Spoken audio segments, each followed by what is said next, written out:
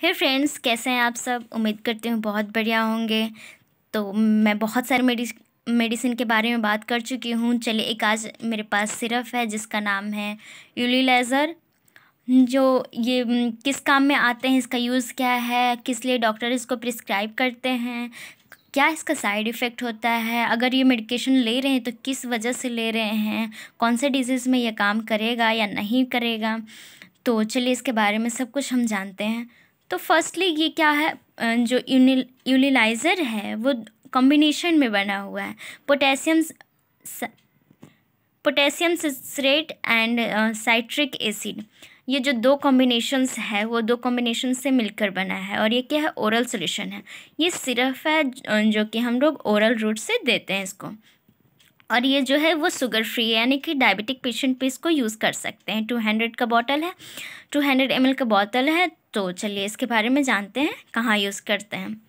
तो it is a commonly use to diagnose and treat of a kidney problem, renal tubule acidosis, metabolic acidosis. तो ये हम लोग कहाँ यूज़ करते हैं, कोई भी पेशेंट है उसका ट्रीटमेंट या डायग्नोसिस करने के लिए। जो पेशेंट किडनी प्रॉब्लम से जूझ रहे हैं, रीनल ट्यूब्यूल एसिडियोसिस हो रहा है उस प्रॉब्लम से, या फिर मेटाबॉलिक एसिडियोसिस जिसको मेटाबॉलिक मैनिक प्रॉब्लम है उसके लिए, उस पेशेंट के लिए ये काफ़ी कारगर होता है। तो चलिए जानते हैं इसका साइड इफ़ेक्ट क्या क्या है। तो इसका साइड इफ़ेक्ट एंजाइटी देखने को मिलता है, एक्सट्रीम थ्रस्ट। अगर आप ये सिर्फ ले रहे हैं तो आपको बहुत ज़्यादा प्यास लगेगा, कन्फ्यूजन होगा, इरोजन ऑफ टीथ होगा, यानी कि जो दांत हैं वो झड़ना स्टार्ट हो जाएंगे अगर आप ज़्यादा हैवी डोज में ले रहे हैं तो। इसलिए कहते हैं बार बार जो डोजेस होते हैं वो अपने डॉक्टर से, अपने फिजिशियन से कंसल्ट करके ही लें। पूरा अपना उसका पूरा बता के लें कि मुझे ये प्रॉब्लम हो रहा है, तब आपका डॉक्टर जाके एक सुटेबल डोज बताते हैं। अगर आप ओवर डोज लेंगे तो आपको ज़्यादातर साइड इफ़ेक्ट देखने को मिलेगा। आपका जो स्टोमक है वो भी अपसेट देखने को मिलेगा, डायरिया भी कॉज कर सकता है। इसीलिए आप जब भी लें तो इसको डोज में ही लें। आप इसे ज़्यादातर लॉन्ग ड्यूरेशंस के लिए ना लें, जैसे महीना 2 महीना के लिए ना लें। डॉक्टर जो होते हैं वो 15 से 20 दिन के लिए प्रिस्क्राइब करते हैं, क्योंकि इसका भी साइड इफ़ेक्ट आप लोग को ज़्यादा देखने को मिल जाता है। उसको एक ग्लास वाटर में आप इसको शेक करके उसको मिला के डाइल्यूट करके लें, ताकि जो इसका इफ़ेक्ट है वो कम शो करे।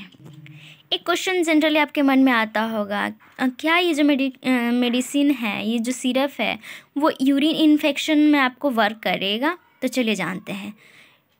It is also sometime used in the management of urinary tract infections and the improve symptoms of a discomfort for a burning duration urination।